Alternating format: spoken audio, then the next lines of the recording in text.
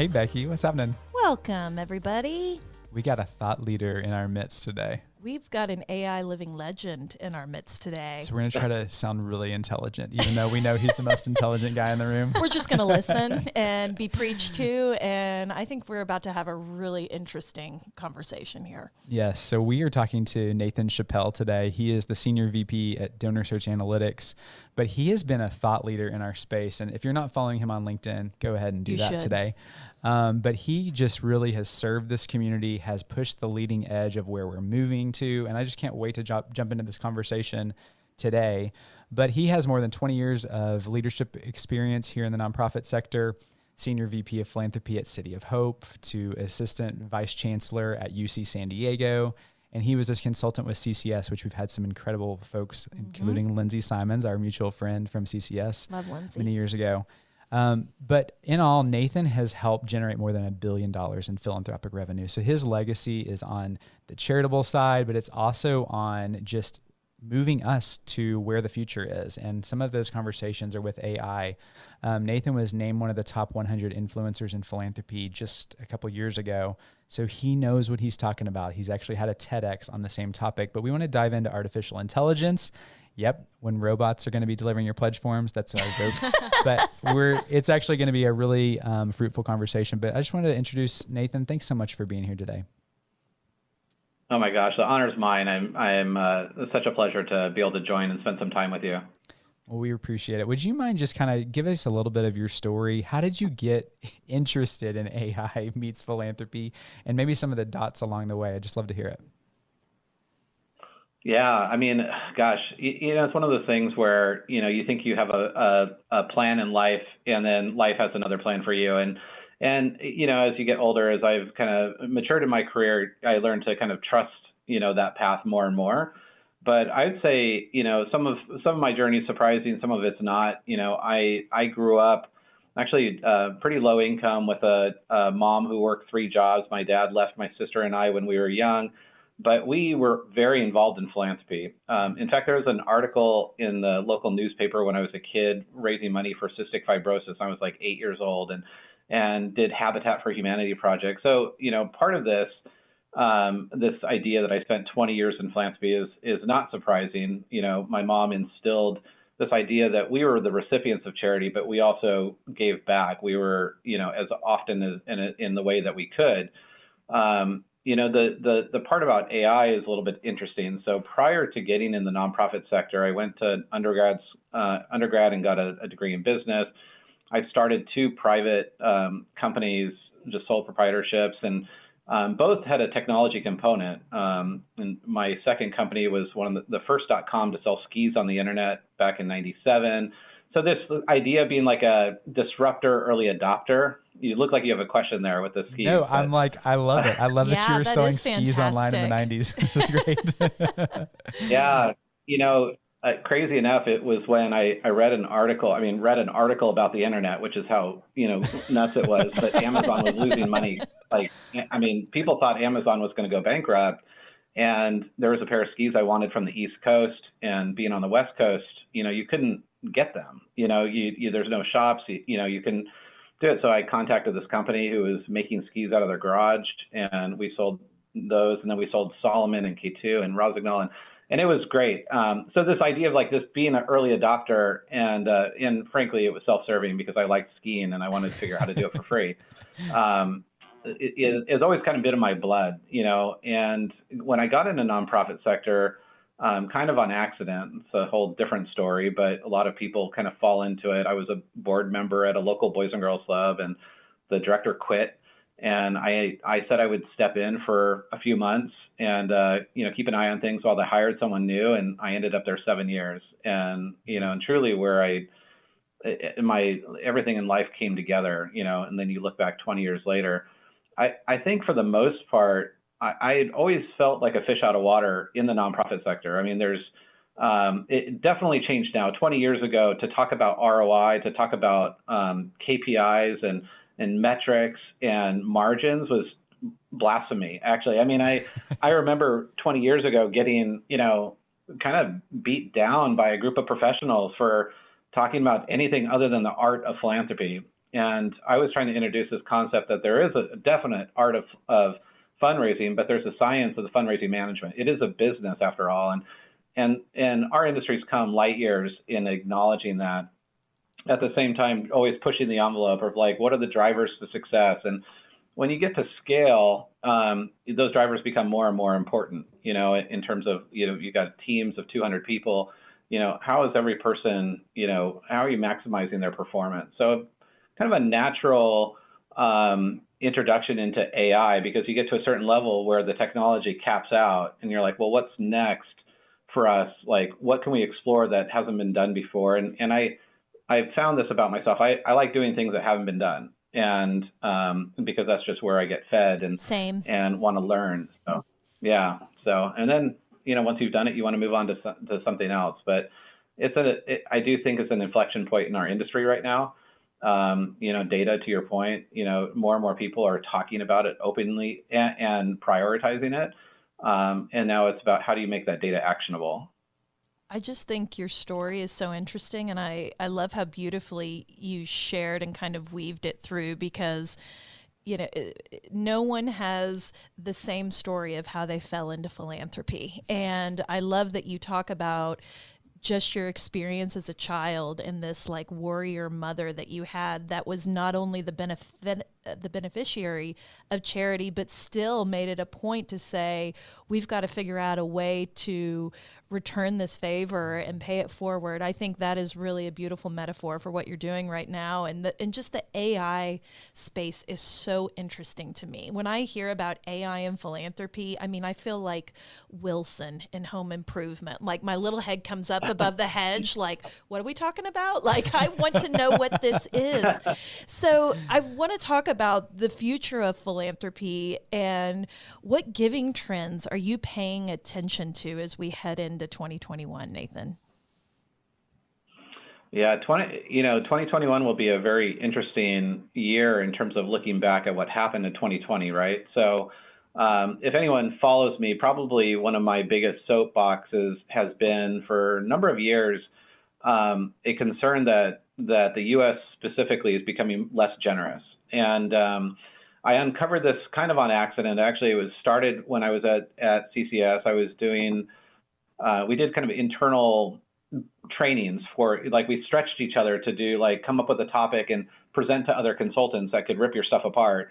And I started on this topic of the evolution of mega gifts. And at the time, much fewer billionaires. The idea of mega gifts was starting to, become more common, but it was really at the beginning. So I was really tracking this evolution of mega gifts. And ultimately, over time, those conversations kept on developing, and I added on different pieces of information that I would research. And I found that while philanthropy remained at 2.1% of GDP for the last 40 years, I started looking at trends like, well, the birth of the internet was within those 40 years. Like, did that not increase giving because we all now give from our phones and we can do recurring gifts? But it didn't. It only increased philanthropy 0.2%. And so this idea of like, you have to acknowledge that giving is remaining at 2.1% of the GDP, but these billionaires are giving these huge gifts. That actually means that the average person is giving less and less. And as it turns out, through a lot of my research and studies, and frankly, I have to give I gave a talk on AI to the Catholic Church, to a group of priests in Indiana, which I thought, man, if there's any sign that AI has gone mainstream is when the priests are calling you to ask you to give a presentation on AI. And I uncovered the separate data point where essentially there's this disassociation with religion in the U.S., but the average person who associates with any religion gives twice as much as someone who doesn't.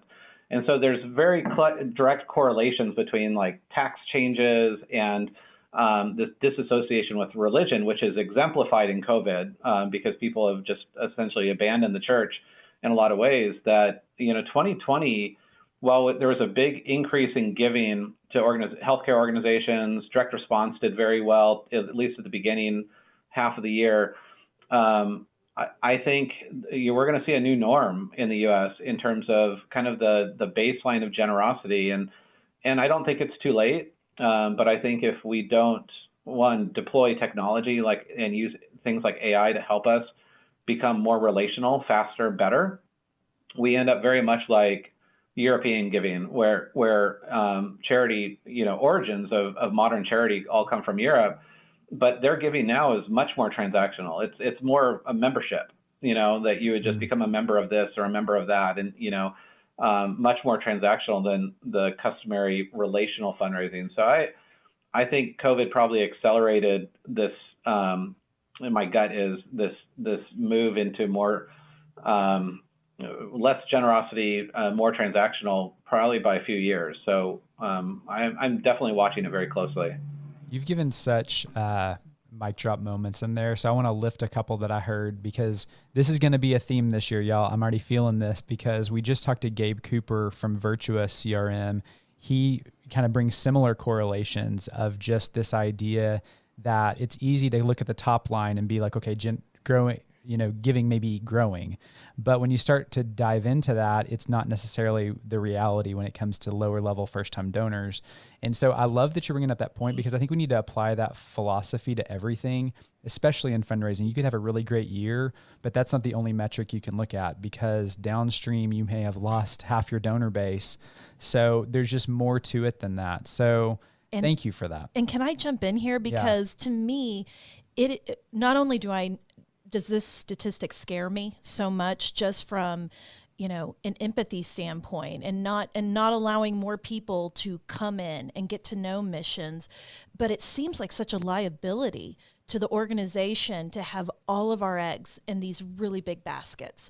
Because if one of these billionaires decides not to give, it could literally cripple our organizations, our sectors. And so it really makes me feel like it's incumbent upon us to get back to, I always talk about flipping the donor pyramid. We have got to go back to that bottom portion of the pyramid. We need those annual giving donors. We need those people that are, putting just a little bit into the collection plate, because we need movements. We do need our dollars, but we need believers. We need people showing up in big ways. And people who are volunteering, people are leaning into missions, they're naturally going to evolve into giving when they're able, and giving more, the more that engagement comes up. So I'm really glad that we're sort of talking about this, because I do think it's the elephant in the room. And so I want to know, like, where you feel like, how can we use AI to come out of this, or to inform these kinds of opportunities that we can leverage?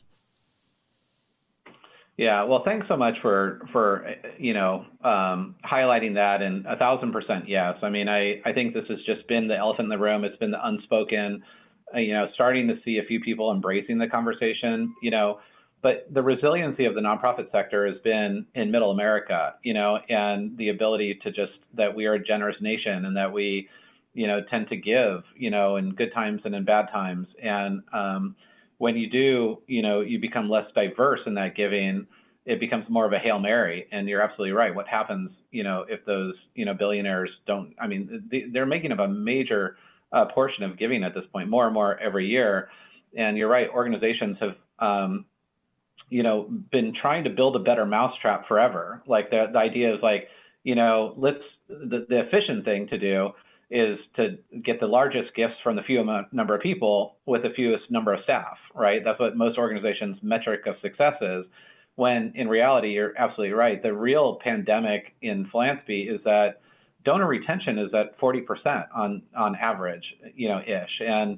And that's tragic. That means that organizations are not embracing funders, donors in a way that's relational. And this is where AI, I think, has a lot of application in the future. And there's lots of different ways that AI tools are already being used in the nonprofit sector, either in delivering programs and services and in real ways and saving lives, which is super cool. And then on the fundraising side, this idea that, the universe is not the universe of people are not your donors. That, only 56% of Americans make gifts, But instead of going, pray and, spray and pray, organizations need to leverage the tools that they have to embrace the people that are likely to give, and then use technology and creativity and the art to connect with those people in meaningful ways. And I'm happy to give some examples of how AI is being jump used. in with some examples.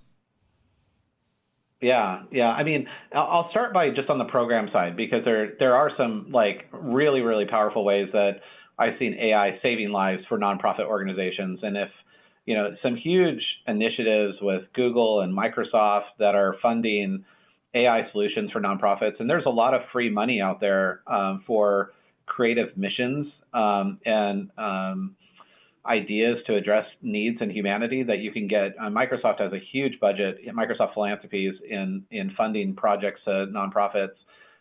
So does Google, and all over the world. But one of my favorite examples, there's a company called Zipline that is essentially delivering blood to individuals in remote areas in Africa via drone. And they can do this essentially in real time. And, there's areas in Africa that just can't get blood in time for someone who needs it. And their central location is able to get it via cell phone.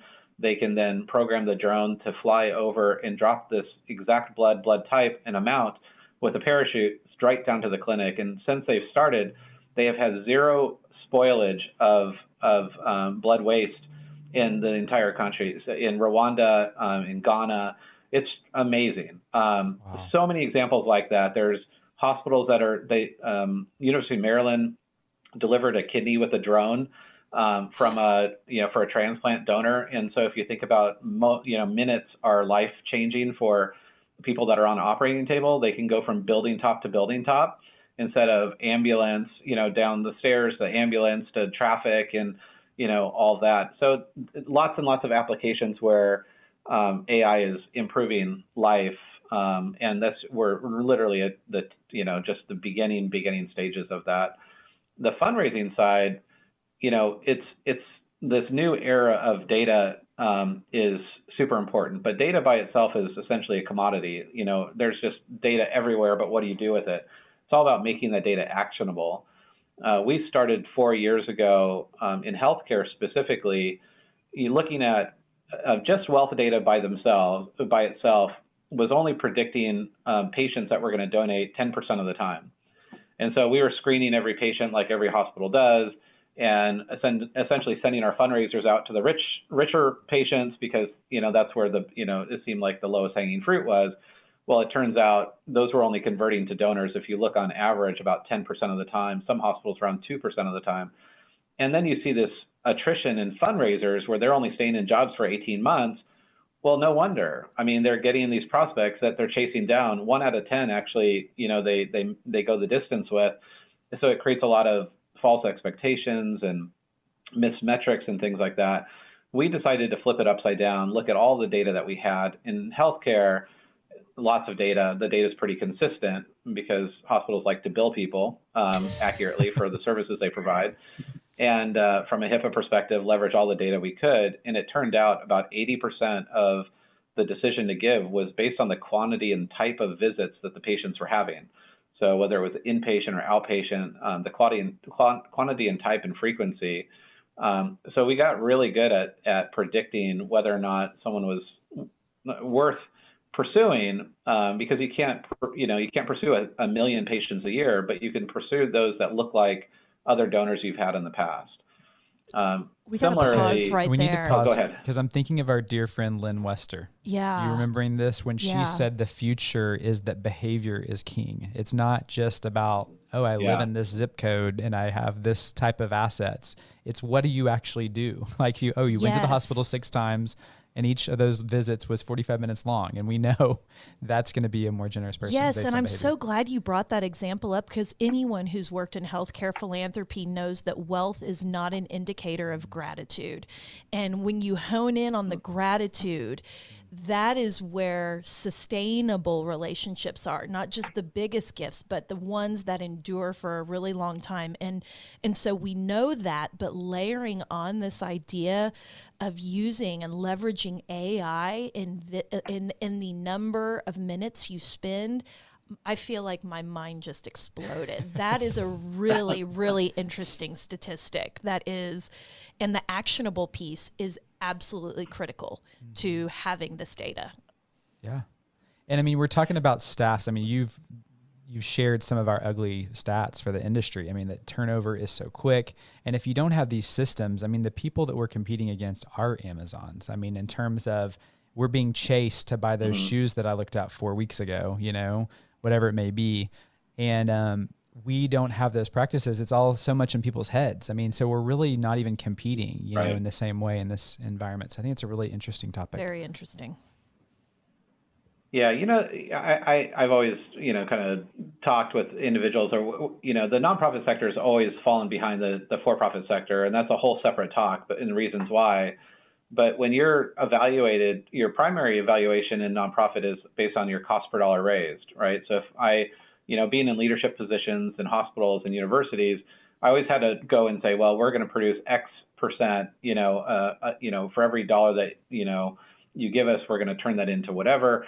And what that does is it makes nonprofit organizations essentially hedge their bets. And if you're hedging your bets, you're not investing in innovation. And so nonprofit sector falls 10, 15, 20 years behind the private sector. You know, AI is not new. Machine learning, well, was essentially, you know, created in 1955. But, you know, the last 10, 15 years, the Amazons, they've gotten so good at predicting behaviors based on experiential data. You know, wealth data is important in helping determine how much someone might give. And we actually, it's a very powerful tool. And it's funny because after just jumping over to donor search at the end of 2020, I've gotten emails like, you went to the dark side, you know, like what gives, things like that. And, you know, we've always used wealth data to help, you know, think of it as a two-sided coin. On one side of the coin is the data that helps predict whether or not someone's likely to give. On the other side of the coin is how much. And both of those data sets are very different. To your point, the experiential data is why every organization from Facebook to Google collects, you know, behavioral data on people, because that's how you start to look at individuals' likelihood to do something or to buy something. It's based on their behaviors, not just if they have money in their bank account. So it's, in my mind, it's, you know, this other side of the coin is all about actionable insights that allow nonprofits to then use their staff most effectively. I love that. Nathan, I mean, I know, I'm getting so into this conversation. I am having flashbacks in my mind of just CEOs and of my organization who, you know, feel proud, God love them, you know, who know enough about development to be dangerous. They know things like cost to raise $1, and they hone in on it.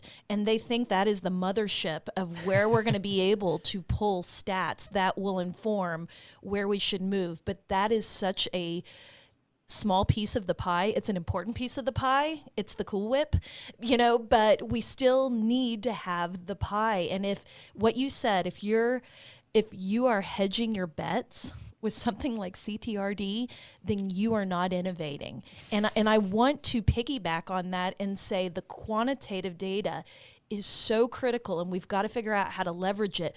But the qualitative data, I'm sorry, as a storyteller, I can't not come in here and say that is equally as important, because what our donors are saying, and if you're trying to understand behaviors, we can watch trends, but not knowing what motivated the behavior can be something that is really crippling. So I think that the head and the heart have to equally talk to each other. We cannot forget about the science, but we can't forget about the art too. And so I love this collective conversation. It really shifts my mindset.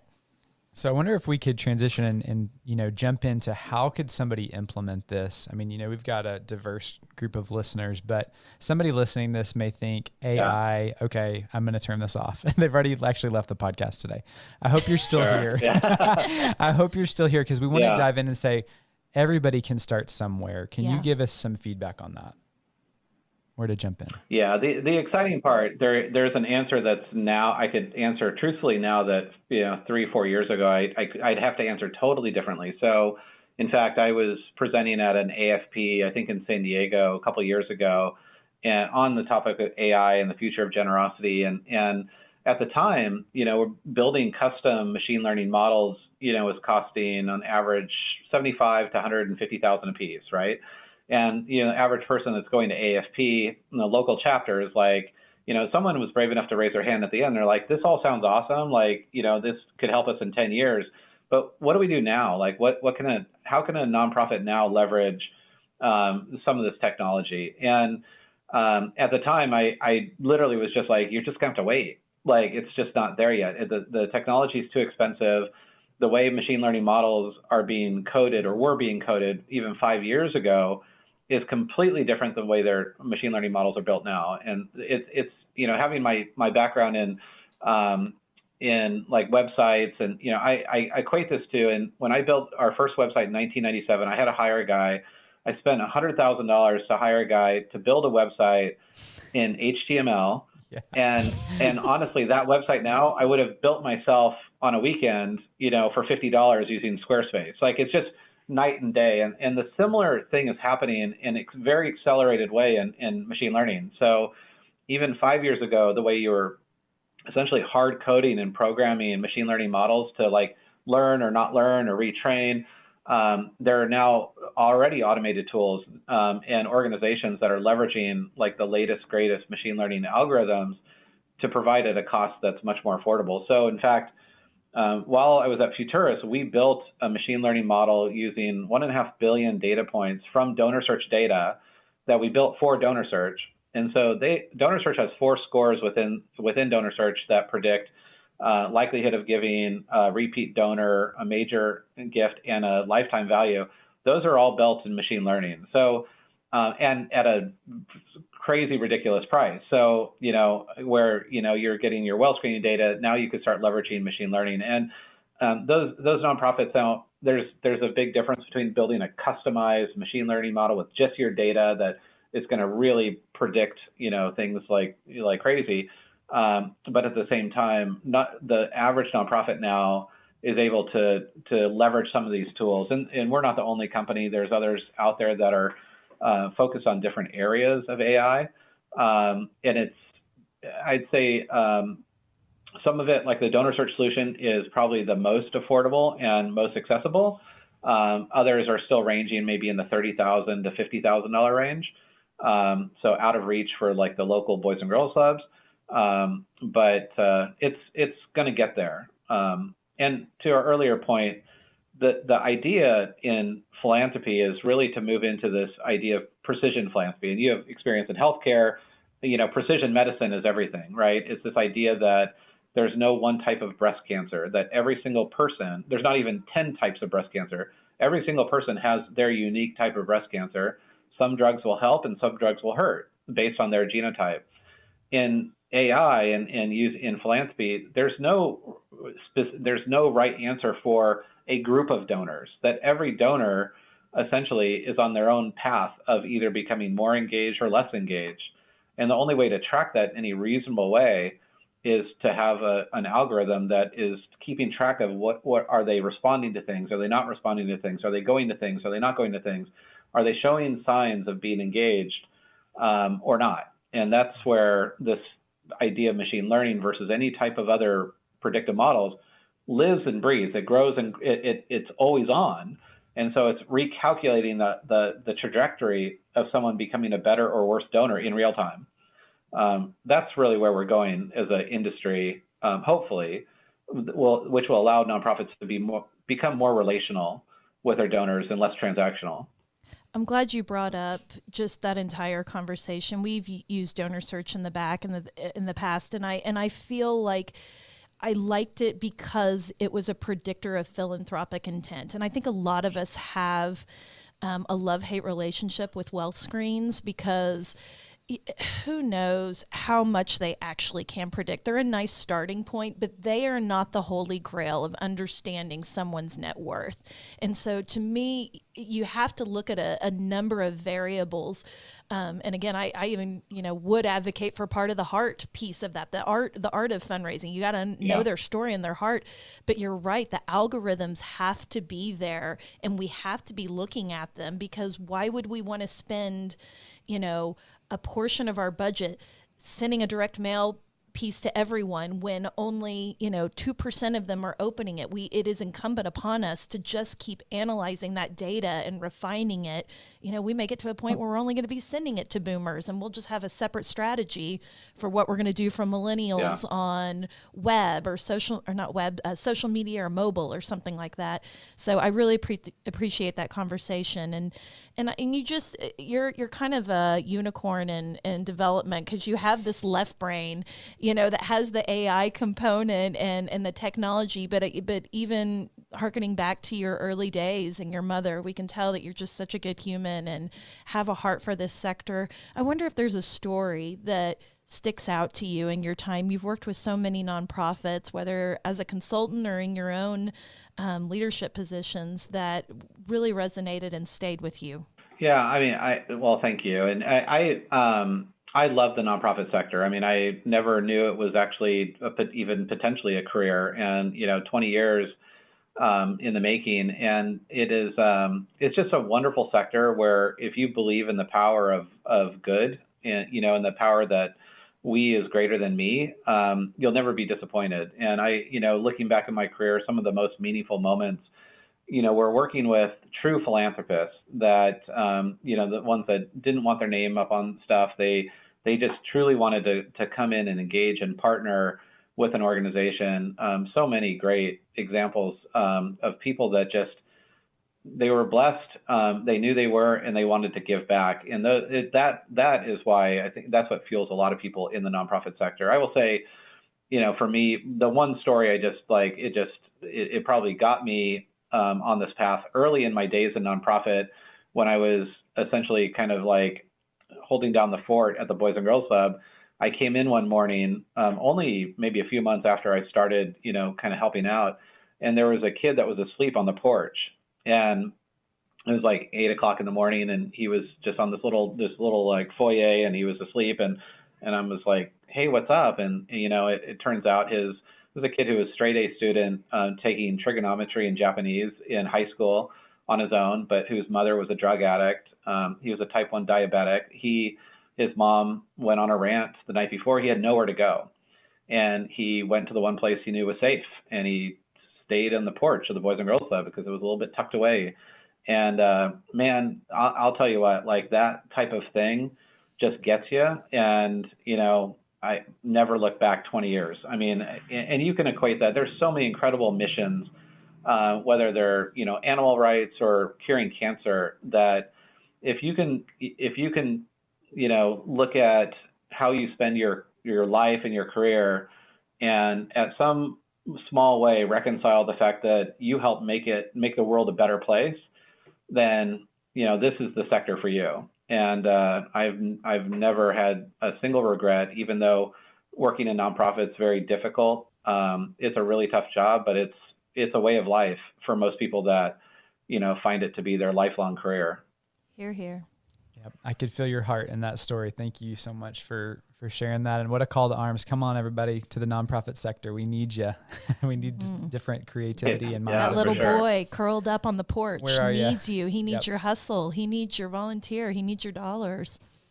So Nathan, we love to ask all of our guests their one good thing. It could be your secret to success or a habit, something that we could implement today. Gosh, I'm a bit OCD, so I probably have lots of habits. Love it. Early bird gets the worm, work hard, no shortcuts, that kind of thing. I will say, as I'm always on this journey, myself, everyone is on a journey, but I'm very conscious of evaluating where I'm at and lessons learned. And right now I will say that what's been more on my heart is it's so important to work. Yeah, if you're in the nonprofit sector, it's so important to work in a mission that fuels you and that you identify with. It's more important to work with people that you love. So I guess the thing would be work where you love, but work with people you love more. And I would have said that was different in my past career. I was just mission centric, and it didn't matter if people were good or bad. I would take my inspiration and I would draw that from the mission.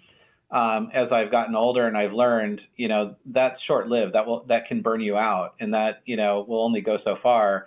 But when you evaluate career and potential career moves that are either equal doses or a little bit more slated to the people and then the mission, that's where things really start to click. So, I mean, that's I'm turning 50 next year. It's like my 50-year word of wisdom that I've probably learned the hard way multiple times. I agree with that so much. I mean, even while you were talking about it, I just went back into the recesses of my mind thinking about all the incredible people I work with and the times when I was working with not incredible people and the differences of just getting up in the morning and wanting to go to work and being excited to see your work family and to have that level of trust and camaraderie allows, at least to me, I mean, we were in the creative space as marketers mostly, it allows the creativity to explode when you have that level of trust and just friendship also in the office. So I think that was a really good, one good thing. Where can people connect with you, Nathan, either with professionally or on social? I mean, we've already given you a shout out on LinkedIn. And I told Nathan before this started that LinkedIn has been encouraging me to be his friend for years. And now I know we've been friends because I love your articles, but where else can somebody connect with you? Yeah, I've been really proud of the LinkedIn community. I've worked hard for years to build a community of nonprofit leaders, workers, and I would say that's probably the best place. That's my platform of choice. Personally, I'm very big on, and probably more COVID than anything, big on hobbies and self-care. And so I published a couple of blogs on it last year about the values of having a hobby psychologically and, just from a mental health perspective. I have an Instagram page called Stump House Creative, where I make things in my garage, and it's always something new, and I'm always exploring. It's that learning part. So Stump House Creative on Instagram for the personal side. But honestly, anyone who reaches out to me on LinkedIn, I love engaging with people in the sector. I've never said no to reach out to reach back to someone who needs career advice, who wants to test an idea, who wants connection to somebody else. So I think this is what we do in the nonprofit sector. I think I never expected that, but I learned very early on that there are no competitors in the nonprofit sector. If you believe, if you believe in philanthropy, then, we're in it together. That was your second good thing. I think we're going to have to call it that. I mean, again, unicorn. I mean, Stump House Creative, he is working in that analytics side, but he's also doing the creative side. And that is what makes you so human and so great, I think, Nathan. Thank you so much. My mind is blown by this conversation. Thank you so much for being here. These were some seriously good nuggets. I look forward to seeing it evolve. My pleasure, and thank you really for carrying the such an important message forward for people to hear. I mean, it's so easy to think that life is hard and life is bad and there's bad people and bad players, but there's so much good in the world, and more people need to highlight that. So I really commend you for doing that because it's such a needed thing in today's society, more now than ever. So really, my hats off to all of you. Thank you so much. Thanks for being a part of our village. Take care. Awesome. Thank you.